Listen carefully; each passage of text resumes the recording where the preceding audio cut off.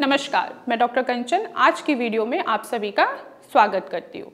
मेरे पास बहुत सारे इंक्वायरीज़ आ रही हैं, बहुत सारे कॉल्स आ रहे हैं, इवन कि ओपीडी में भी बहुत सारे किडनी के पेशेंट हैं जो मुझसे क्वेश्चनिंग पूछ रहे हैं कि मैम जहाँ तक मेरा लेवल खासकर क्रेटिनिन का लेवल जो बैलेंस में था, इवन कि जो धीरे धीरे नीचे भी आ रहा था, वो सडन आखिर सर्दियों में ही क्यों बढ़ता चला जा रहा है, क्यों आखिर हमारा यूरिया बढ़ रहा है, क्यों आखिर हमारा पोटेशियम का लेवल बढ़ रहा है। तो आज मैं इसी टॉपिक पे बात करने वाली हूँ, उनकी इंक्वायरीज को सॉल्व करने वाली हूँ कि आखिर विंटर के समय में ऐसा क्या होता है उनके साथ कि उनका लेवल जो है वो बढ़ रहा है। किडनी की फंक्शनिंग पे कोई बुरा असर नहीं पड़ रहा है, लेकिन विंटर के सीजन में देखने को ज़रूर ये मिलता है कि उनका क्रेटिनिन, यूरिया और पोटेशियम का लेवल बढ़ रहा है। आप सभी लोग देख रहे होंगे कि जो सर्दियां हैं वो हमारी पीक पॉइंट पे हैं और टेम्परेचर क्या है वो धीरे धीरे गिरता चला जा रहा है, जिससे ठंड हमारी बढ़ रही है। अब ठंड में ही आखिर किडनी पेशेंट क्यों बहुत ज़्यादा सफ़र करना स्टार्ट कर देते हैं। जिनका क्रेटिनिन का लेवल कम हो रहा है वो सडन बढ़ना स्टार्ट हो जा रहा है। इसके पीछे के क्या रीजंस है, आखिर क्या कॉज है कि उनके लेवल्स जहाँ पे कम थे वो सडन बढ़ना स्टार्ट हो गए हैं। तो चलिए बात करते हैं इसी टॉपिक पे। गर्मियों के मौसम में हमारी मसल्स कैसी होती है, बिल्कुल रिलैक्स होती है और बिल्कुल सॉफ्ट होती है। वहीं जैसे ही सर्दी का सीजन आता है हमारी मसल, हमारी स्किन क्या होगी, हार्ड होना स्टार्ट हो जाती है। सेम इसका बुरा असर हमारे इंटरनल ऑर्गन जैसे कि हमारी हार्ट, हमारी किडनी को भी सफ़र करना पड़ता है। तो जैसे ही आपके मसल्स बहुत ज़्यादा हार्ड होंगे तो क्या होगा, क्रेटिनिन क्या होगा, उतनी ही तेज़ी से आपके मसल से क्या होगी, बाहर होगी, निकलेगी, ब्रेक डाउन होगा। तो इसमें देखा जाता है कि सडन आपका क्रेटिनिन का लेवल बढ़ गया है, खासकर सर्दियों में। तो अगर आपके लेवल्स बढ़ रहे हैं तो आप इनको कैसे कंट्रोल कर सकते हैं, अपनी डाइट से कैसे कंट्रोल कर सकते हैं, आखिर आप ऐसा कौन सा उपाय करें जिससे आपका क्रेटिनिन, यूरिया बिल्कुल भी इंक्रीज ना हो, वो बैलेंस में रहे, इवन कि वो धीरे धीरे और भी डाउन होना स्टार्ट हो जाए। तो किडनी पेशेंट, आपको इस बात का खासकर ख्याल रखना है कि आपको ठंड से बचना है। अब आप ठंड से कैसे बच सकते हैं, आप जहां भी रहते हैं, अपने कमरे में रह रहे हैं तो वो कमरा आपका कैसा होना चाहिए, बिल्कुल गर्म होना चाहिए। आप रूम हीटर भी यूज कर सकते हैं या ऐसे जैकेट पहनिए जो बाहर की जो ठंडी हवा है वो बिल्कुल भी आपके शरीर को टच ना कर पाए, आपका शरीर क्या हो, अंदर से गर्म रहे। अगर आपका शरीर गर्म रहेगा तो क्रेटिनिन क्या होगा, ज़्यादा ब्रेक डाउन नहीं होगा और आपके लेवल्स बढ़ेंगे नहीं। सर्दियों में ये भी देखा गया है कि लोग क्या करते हैं कि बहुत जल्दी जल्दी खाना स्टार्ट कर देते हैं, उनको बहुत जल्दी जल्दी भूख लगनी स्टार्ट हो जाती है। क्यों? क्योंकि सर्दियों के मौसम में हमारा जो मेटाबॉलिज्म है वो क्या होता है, फास्ट हो जाता है। फास्ट होने की वजह से हमें भूख बहुत जल्दी जल्दी लगती है।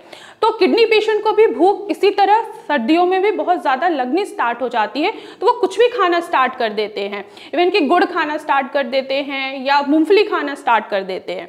तो सर्दियों के मौसम में आपको ज़्यादातर लोग क्या करते हैं, गुड़ खाना बहुत ज़्यादा पसंद करते हैं। क्यों? क्योंकि एक तो गुड़ खाने से एक तो आयरन बढ़ता है और साथ ही साथ शरीर क्या होता है, गर्म रहता है। लेकिन किडनी पेशेंट यहीं पे गलती कर देते हैं कि वो गुड़ खाना स्टार्ट कर देते हैं।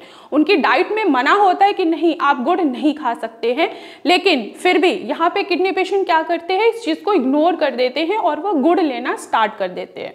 अगर आप गुड़ लेंगे तो इससे क्या होगा, एक तो आपको आयरन की कमी को वो पूरा नहीं करेगा। क्यों? क्योंकि आप किडनी के पेशेंट हैं, ये आपके पोटेशियम के लेवल को बढ़ाएगा।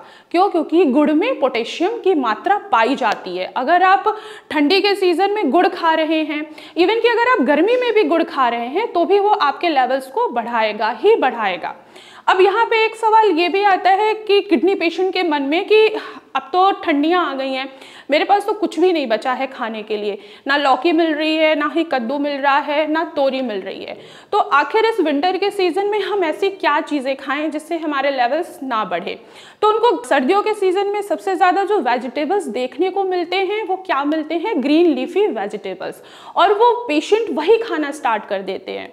अगर आप ग्रीन लीफी वेजिटेबल्स खा रहे हैं तो आपको क्या होगा, आपका क्रेटिनिन, यूरिया और खासकर आपका पोटेशियम बढ़ेगा। जितने भी ग्रीन लीफी वेजिटेबल्स हैं, खासकर जो साग आते हैं, जैसे सरसों का साग हो गया, मेथी हो गया, बथुआ हो गया, अगर आप ये चीज़ें खा रहे हैं तो भी आपके लेवल्स क्या होंगे, बढ़ेंगे।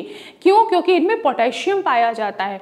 जहाँ ही आपका पोटेशियम का लेवल थोड़ा सा भी इंक्रीज हुआ, वहाँ ही आपके यूरिया को बढ़ा देगा, और जहाँ ही देखा कि आपका पोटेशियम बढ़ा है, आपका यूरिया बढ़ा है, तो आपका क्रेटिनिन जरूर ही आपको बढ़ता हुआ दिखेगा। तो अब इन कंडीशन में किडनी पेशेंट को किसी भी तरीके की ग्रीन लीफी वेजिटेबल्स नहीं खाना है। रही बात, जैसे सवाल आता है पेशेंट का कि कुछ खाने के लिए तो हमारे पास कुछ भी नहीं बचा है, ना लौकी मिल रही है, लौकी अगर मिल भी रही है तो प्रॉपर तरीके से क्या हो रही है, वो गल नहीं रही है, हम उसको खा नहीं पाते हैं। तो इस कंडीशन में आप थोड़ा बहुत साग ले सकते हैं, पर अकेले साग नहीं खाना है। जैसे मेथी का साग हो गया, आप वो क्या करते हैं, अकेले ही उसको पका के खा लेते हैं। तो मेथी को किसी ऐसे चीज के साथ खाइए, जैसे कि गाजर हो गया, आप थोड़ा सा गाजर और थोड़ा सा मेथी अगर अच्छे से पका के खाएंगे, उनको बॉईल करके फिर खाएंगे, तो आपका पोटेशियम का लेवल भी नहीं बढ़ेगा और इस साथ साथ आपका यूरिया और क्रेटिनिन भी नहीं बढ़ेगा। तो मैं आशा करती हूँ उन पेशेंट की जिनकी इंक्वायरीज थी कि आखिर हमारे सर्दियों के मौसम में क्यों लेवल्स बढ़ रहे हैं, तो इन कारण के वजह से ही आपके लेवल्स बढ़ रहे हैं कि आप अपने आप को ठंडी से नहीं बचा रहे हैं।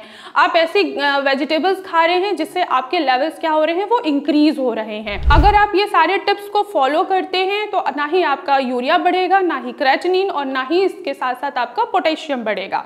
तो आज की वीडियो में बस इतना ही, फिर मैं मिलूंगी नेक्स्ट वीडियो में। तब तक के लिए धन्यवाद।